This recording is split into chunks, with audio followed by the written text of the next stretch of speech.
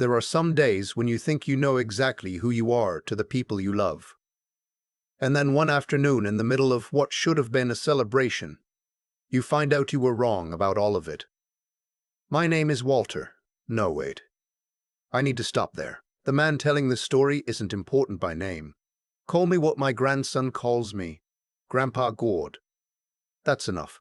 I'm 64 years old. I live in a semi-detached on a quiet street in Kanata, just outside Ottawa, the same house I bought with my wife Elaine 31 years ago, when the neighborhood still had more mud than sidewalk. Elaine passed from a stroke 6 years ago, the kind that comes without warning on a Tuesday morning while she's making tea, gone before the ambulance arrived. After that, it was just me, the house, and whatever version of forward I could manage. I spent 32 years working for the federal government in procurement.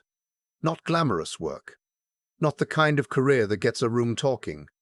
But it was honest, it paid well, and when I retired at 62 with a full pension and a decent investment portfolio, I felt like I'd done my part. Elaine and I had been careful with money our whole lives. We didn't take expensive vacations. We drove used cars. We bought things when we needed them and saved the rest because we knew.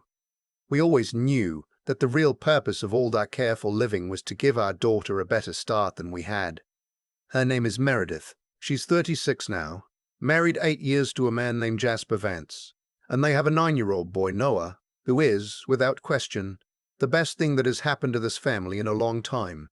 Meredith was always bright, headstrong too in the way Elaine was headstrong, certain of her opinions, quick to form them. When she was 17, she told me she was going to be an architect, and I believed her because she'd already designed a renovation for our kitchen on graph paper, and it was better than what we paid a contractor to do. She followed through, University of Toronto, 5 years, then a firm in Ottawa where she eventually made partner. I was proud of her. I still am, even now, even after everything. Jasper came into the picture when Meredith was 28. He worked in real estate, not sales, development. His family had been in the business for 2 generations. His father, a man named Grant Vance, owned 3 commercial properties in the Glebe and ran a mid-sized development company that had done well during the condo boom. Grant was the kind of man who spoke in certainties and dressed like he had somewhere important to be, even when he didn't. He was cordial to me. I can't say more than that.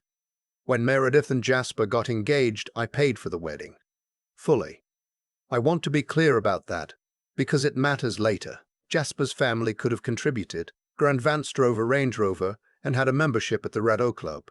But they didn't offer, and I didn't ask, because Meredith was my daughter and I wanted her to have the day she dreamed of, the venue at a heritage building in the Byward Market area. The catering, the flowers, the photographer who flew in from Montreal. $47,000. Elaine had been gone 2 years by then, and I remember standing at the back of the room watching Meredith walk down the aisle and thinking this was the last thing I could give her that her mother would have given too. After the wedding, I helped them with the down payment on their first home in Barhaven. $70,000. Not a loan, a gift. I was retired by then and the money was sitting in a GIC doing less than inflation, so I thought, let it do something real. I also co-signed a line of credit when Jasper had a cash flow problem during a development deal that stalled. He paid it back eventually. Mostly. Over the years, there were other things. Small things that added up. Meredith's car needed replacing, and they were stretched, so I helped with $10,000 toward a reliable used SUV for Noah. There was a period when Jasper's development company was restructuring, and they asked me to invest $25,000 as a silent partner. I did it because she asked me, and because I didn't want to be the kind of father who said no when his daughter needed him. The restructuring took longer than expected. I never saw a return. I didn't keep a running total. Elaine would have kept a running total. She had a gift for holding the full picture of things without being resentful about it, which is its own kind of intelligence. After she died, I just kept giving because giving was the only language I had left that felt like it came from both of us. This past June, Meredith and Jasper hosted a dinner party at their home in Barhaven for her 40th. No, I'm sorry, I keep getting the timeline wrong. It was Jasper's 40th birthday, a Saturday evening in late May, warm enough that they'd strung lights across the back deck. The kind of dinner that's supposed to feel casual but takes 3 days to organize. About 25 people. Grant and his wife Sandra were there. Jasper's brother and sister-in-law. Friends from the development world, the golf club, the neighborhood. I arrived at 6 with a bottle of single malt scotch I'd been saving and a card with a check inside for $2,000 because Jasper liked whiskey, and I didn't know what else to give a man who seemed to have most things he wanted. I walked through the house and out to the deck, and I stopped on the far side of the yard, under the maple tree where Noah liked to read in summer. There was a brand new piece of equipment I didn't immediately recognize. It took me a moment. A zero-turn riding lawnmower. Top of the line, the chrome on it caught the late afternoon light, and 2 of Jasper's friends were already circling it like it was at a showroom. Meredith was beside her father-in-law Grant, her hand on his arm, and Grant was laughing and shaking his head in that way people do when they're pretending to be surprised but aren't. I heard her say clearly from 20 feet away, "You've always done so much for us. This is just our way of saying we see you, Dad." Dad. She called him Dad. I stood there with a bottle of scotch in my hand, and I counted backward from the last time my daughter had called me that in public, and I couldn't find it. Later, I found out what the machine cost. $8,600. A Husqvarna Z254F, top of the residential line, with the extended warranty and a dealer delivery. Jasper had mentioned it casually to one of his friends, who mentioned it to someone who eventually mentioned it to someone who eventually mentioned it to me. The way these things travel. Grant Vance had a property in Lanark County, a hobby farm he'd been developing as a weekend retreat, and the mower was for that property. A practical gift, Jasper would tell me later. Something Grant could actually use. Before dinner, Meredith found me near the drink table and handed me a gift bag. "Happy to have you here, Dad," she said, kissing my cheek. "This is just a little something." Inside was a gift card to Canadian Tire. $50. There was a post-it note stuck to the back of the card. She hadn't even bought a proper card. The post-it said, "Dad, know you're always tinkering around the house. Treat yourself. Love, Meredith and Jasper." I stood there for a moment. I turned the gift card over in my hand. I read the post-it twice. I put them both in my jacket pocket, accepted a glass of wine from a passing tray, and I went and found Noah sitting on the back steps, separating himself from the adult noise. "Hey, Grandpa Gord," he said, moving over to make room. "How are you doing, bud?" "I'm okay." He looked at me for a second. "Did you get a present?" I showed him the Canadian Tire gift card. He looked at it. Then he looked at the lawnmower across the yard. 9 years old, and he did the math without saying a word. He just took my hand and held it, which is something he still does sometimes when he thinks I need it. And I was deeply grateful he couldn't see my face properly in the fading light. I stayed for dinner. I ate the salmon, and I made conversation, and I watched Jasper give a small speech about how grateful he was for his father-in-law's wisdom and guidance. And Grant raised a glass and beamed, and people applauded. Nobody mentioned my gift. I don't think anyone knew what I'd received. I left at 9:30, said my goodbyes, hugged Noah for a little too long at the door. On the drive home down the Queensway, I kept the radio off. I just drove in the silence and let the thing that had been cracking in my chest since I walked into that backyard start to spread. I want to be honest about what that feeling was, because I've had time to examine it carefully. It wasn't jealousy. I wasn't jealous of Grant Vance and his riding lawnmower. What I felt was something more specific and more devastating than jealousy. It was the feeling of being looked through, not looked at and dismissed. Looked through as though I were glass, as though I were furniture, as though my presence at that party was simply expected, like the deck or the lights or the hired servers, and therefore not worth acknowledging in any real way. At home, I went to my office. Elaine's photo was on the desk. I looked at her for a long time. Then I did something I'd never done before. I got out the accordion folder I kept at the back of the bottom drawer, the one with all the financial documents organized by year going back to when Meredith was in university. I spread everything across the desk. University tuition at U of T, 4 years of architecture, plus 1 additional year for the graduate program. $63,000 in total. The wedding, $47,000. The down payment on the Barhaven house, $70,000. The car, $10,000. The business investment, $25,000. The smaller things, a few thousand here when they needed a furnace replaced, a few thousand there when Jasper's brother's wedding trip conflicted with a cash flow month. Over 8 years of marriage, roughly $32,000 in additional assistance. I added it up 3 times, $247,000. That's what I had given my daughter and her husband over the course of their adult life together. Not loans, gifts, freely given, and on her husband's 40th birthday, my value had been assessed at $50 and posted on a gift card from Canadian Tire. I sat at that desk until past midnight. I thought about Elaine. I thought about the fact that I had given this money not expecting anything in return. Genuinely, sincerely not expecting it, but also not expecting to be invisible. There is a difference between not needing gratitude and being given contempt dressed up as a present. The $50 gift card wasn't thoughtless. It was an accident of thoughtlessness, which is worse.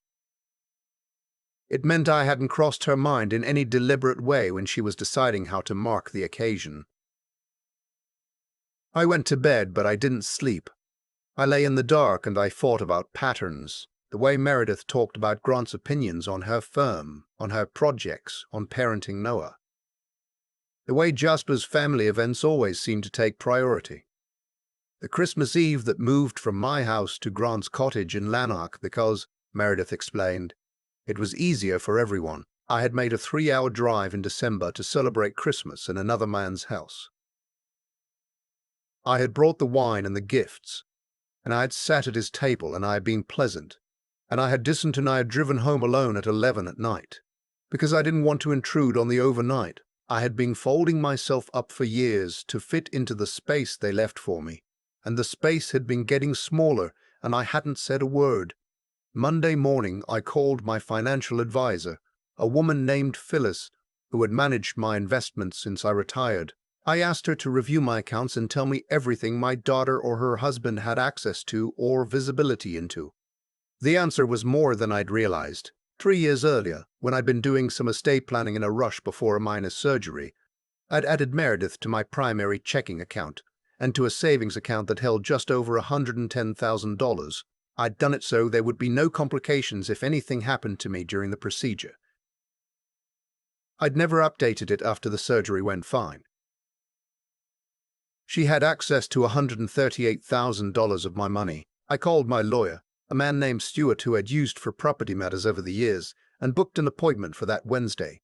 Stuart was thorough and unhurried, which is what you want from a lawyer when you're making decisions you can't undo.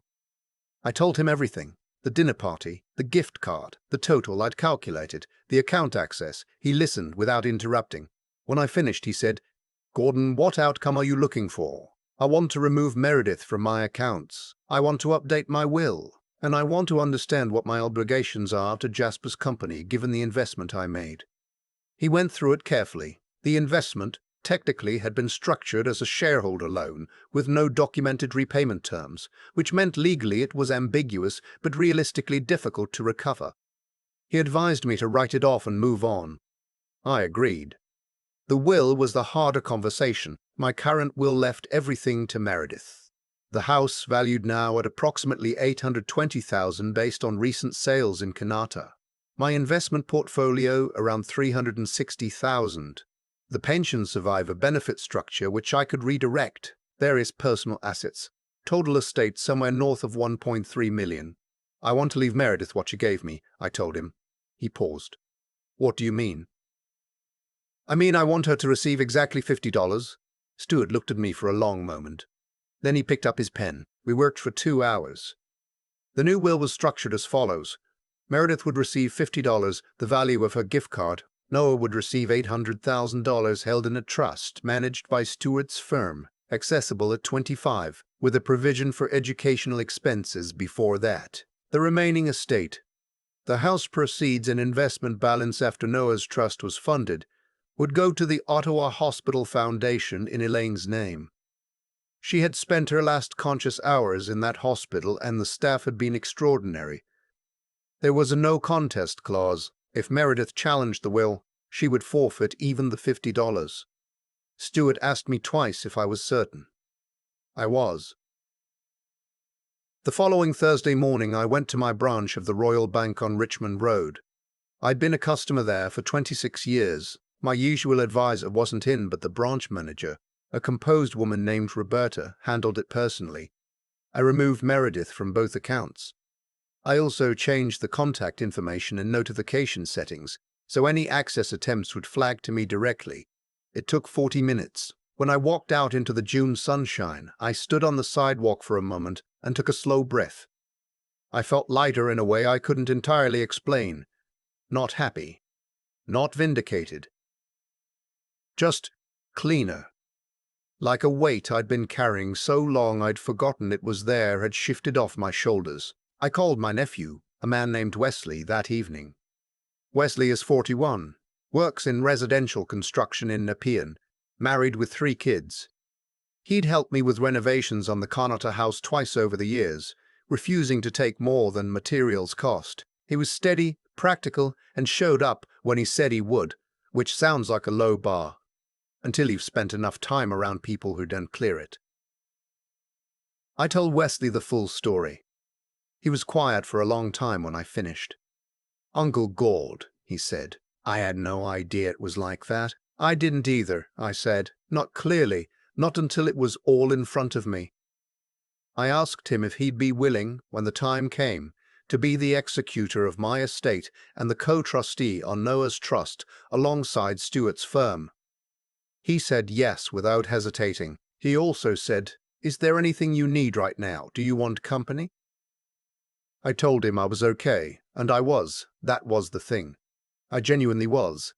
Meredith found out about the accounts on a Friday, 12 days after the party. She and Jasper had been in the habit of occasionally checking the balance of my savings account, not taking from it. Or not that I knew of, but checking. I assume it gave Jasper some sense of available family capital for future planning. When the access failed, Meredith called my cell. I didn't answer. She called again 20 minutes later. Then Jasper called from his number. I didn't answer that either. By evening there were 8 messages. The first few were confused, asking if there had been a bank error, asking me to call when I had a chance. By the 6th message, Meredith's voice had changed. "Dad, I don't know what's going on, but please call me. I'm worried about you. Is everything okay? Are you sick? Did something happen?" The concern was real. I believed it was real. That was the complicated part. My daughter wasn't a bad person. She hadn't deliberately calculated an insult. She had simply stopped seeing me, stopped registering me as someone who required the same consideration she extended to Grant and Sandra, to Jasper's whole orbit. She loved me the way you love a house you grew up in. Present, assumed, not thought about. I let 3 days pass before I responded, a text that said only, "I'm fine. I'll call when I'm ready to talk." She showed up at my door on the 4th day, a Sunday afternoon. I let her in. We sat in the kitchen, the room where Elaine used to make tea, and Meredith looked at me with something between worry and the early edge of anger, the expression people wear when they're not yet sure which feeling is appropriate. "What's happening?" she said. "Why did you take me off your accounts? Jasper thinks you might be having some kind of... He's worried." "I'm not having anything," I said. "I made some decisions." "What decisions?" "Dad, you could have talked to me." I slid the piece of paper across the table. It was a simple list, not the full document, just the totals.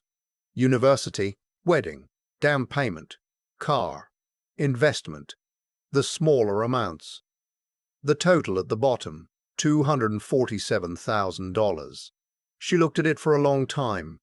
Her face shifted through several things. "I know you've helped us a lot," she said finally. "I'm not asking for it back," I said.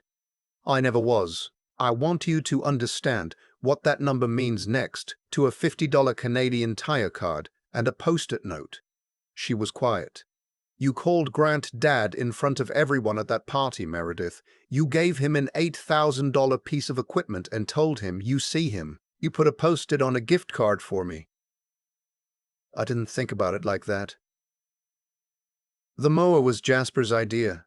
It was for his father, and I didn't. She stopped. You didn't think about it, I said.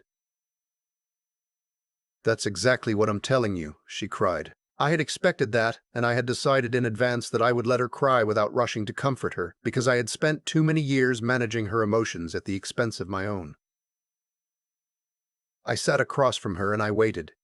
When she settled, she asked about the accounts. I've taken care of my financial arrangements, I said. My will has been updated. Stuart has the documents. She looked up. What does that mean? What did you change? You'll know when it's relevant. Dad, please, just tell me. Meredith, you'll receive from my estate what you gave me at that party. I've made sure Noah is taken care of. That's all I'll say. She understood. I watched her understand. She sat very still for a moment, and then she said, quietly, $50. $50. She left without saying much more. I stood at the window and watched her reverse out of the driveway, and I felt something I hadn't felt in 6 years since Elaine died. I felt like myself. The weeks that followed were uncomfortable in the way necessary things often are. Jasper called 3 times, and I let all 3 go to voicemail. His messages were measured at first, then less so. The third one said he thought I was being punitive and that this was going to damage Noah's relationship with his grandfather, and I should think about that. I thought it was interesting that Jasper had chosen Noah as leverage. It told me something about him. Noah, for his part, came to his standing Friday lunch with me the week after the confrontation, and he didn't mention any of it. He told me about his soccer tournament and a book he was reading about the Canadian Railway, and he showed me a drawing he'd done of our house from memory, including the blue mailbox and the crooked fence post I'd been meaning to fix for 2 years. He'd drawn a stick figure in the window he identified as me. That's pretty good, bud, I said. I know which window is yours because your light is on in the mornings when I stay over, he said. You get up early. I do. Grandpa Gord, he said, carefully, the way 9-year-olds are careful when they're approaching something adult. Are you and Mom not getting along? We're working some things out. Is it because of the present at Dad's party? I looked at him. Why do you ask that? Because I saw it, he said simply. The Canadian Tire card. And I saw what they gave Grandpa Grant. He looked at his sandwich. It wasn't the same. No, I said. It wasn't. Mom should have thought about that better. She should have, I said. It wasn't. Mom should have thought about that better. She should have, I said, and I think she knows it now. He nodded seriously. Then he said, You're my favorite grandparent. I don't say that to Grandpa Grant. I managed to say thank you before I had to look out the window for a moment. Grand Vance called me in late July. His wife Sandra had apparently told him the full story. The gift card, the accounts, the will. He asked if we could have coffee and I agreed, more out of curiosity than warmth. We met at a place near the market, neutral ground. Grant was a man who carried himself like he expected rooms to accommodate him, but that morning he sat with his hands around his coffee cup, and he looked genuinely uncomfortable. I didn't know about the gift card, he said.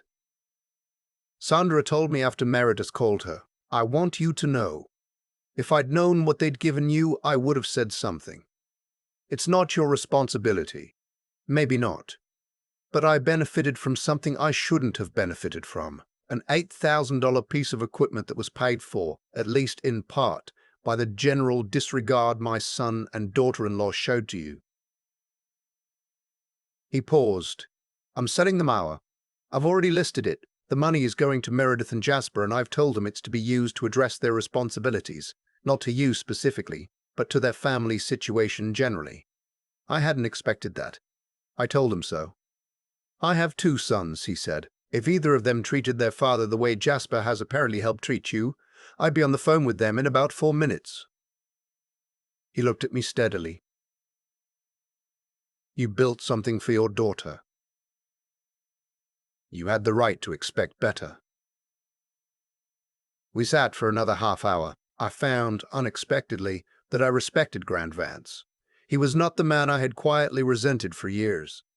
He was simply a man whose son had made poor choices in the direction of impressing him, which isn't his failure. In September, Meredith called and asked to meet. She'd been in therapy, she said, with a therapist in Ottawa's West End. She'd started seeing after our kitchen conversation. She said she wasn't calling to negotiate or to ask me to change my will. She said she wanted me to understand some things.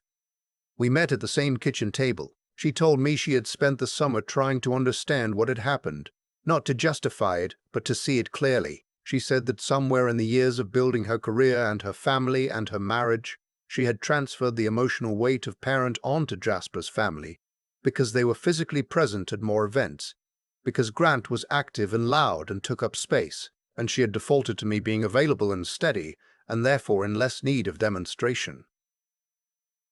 I treated you like a given, she said, and the cruelest thing you can do to someone who loves you is take them for granted. I asked her where she'd heard that. I said it to my therapist, she said. She asked me where I'd heard it, and I realized I'd heard it from you. When I was 16 and I'd forgotten Mum's birthday. I hadn't remembered telling her that. But I remembered the birthday. I told her I appreciated her honesty. I told her I wasn't ready to erase what had happened, or to rebuild as though it hadn't. I told her that whatever came next between us had to be built on something real. Her actual attention, not the performative version, and that I would be watching not for grand gestures, but for the ordinary ones. Whether she called on a random Tuesday, whether she asked how I was sleeping, whether she remembered that I still missed her mother every single day. She said she understood. I told her the will was staying as written for now. She said she understood that too. November brought the first snow, and with it a long, quiet stretch. Meredith and I spoke on the phone every week or two. Short conversations, careful ones. Jasper and I didn't speak at all, but Meredith told me he was doing his own work, her phrase, and I took it at face value. Noah and I had lunch every Friday without interruption. He was reading about the history of the Ottawa Valley now, and had opinions about the timber trade that were more developed than several adults I knew. He'd taken to leaving a small drawing on my mailbox on Friday mornings before school. Just a little thing, a bird or a tree, or sometimes just a sun with a face. I started saving them in an envelope on my desk next to Elaine's photo. On Christmas Day, Meredith and Jasper and Noah came to my house for the first time in 4 years. We ate the meal I'd made, roast chicken, not turkey, because turkey had always been Elaine's project, and I didn't attempt it alone. And we sat at the dining table with the good dishes and we talked. Jasper was quiet, but he was present in a way I hadn't seen from him before, listening more than speaking, not performing. Noah wore the sweater I'd given him and immediately spilled cranberry sauce on it, and was so mortified that we all laughed, which broke something open in the room. After dinner, when Noah was watching television in the living room, Meredith stood beside me at the kitchen sink while I rinsed dishes. She didn't say anything for a while. Then she said, "Thank you for today." I handed her a dish to dry. "You're welcome. I know this doesn't fix things." "It's a beginning," I said, "which is different from nothing." She nodded and she dried the dish, and we stood there in the kitchen that still had Elaine's yellow curtains, the ones she'd hung in 1998, because she liked the way they held the afternoon light. And for the first time in a long time, I felt like the house was occupied again, in the right way. I'm writing this now in August, more than a year after that party in the backyard with the lawnmower and the post-it note. I'm sitting on my back deck in Kanata with a coffee, and the maple tree in the yard has gone gold at the edges, the way it does every August, and I've been watching it for 30 years. My will is unchanged. Noah's trust is funded and secure. The Ottawa Hospital Foundation has been notified of the eventual gift and used the information for their planning. Meredith knows all of this and has not challenged it. What she has done instead is the thing I was watching for. She calls on random Tuesdays. She asks about my sleep. She brought me butter tarts from a bakery on Bank Street last month, because she remembered I liked them and didn't need a reason to bring them. It's not what I imagined my 60s would look like. I imagined Elaine. I imagined more ease. But ease was never really the point, I think. The point was to be seen. To be a person in someone's life, not furniture in their house. I still have the Canadian Tire gift card. It's in the drawer in my office, unspent. Not as a wound, as a reminder that the smallest disrespects carry the largest lessons. For the person who gives them, and sometimes, if you're paying attention, for the person who receives them too. If there's something I'd want anyone reading this to carry away, it's only this. Love without attention isn't love. It's a habit, and habits, unlike love, can be broken without anyone noticing, until the day someone finally decides to notice.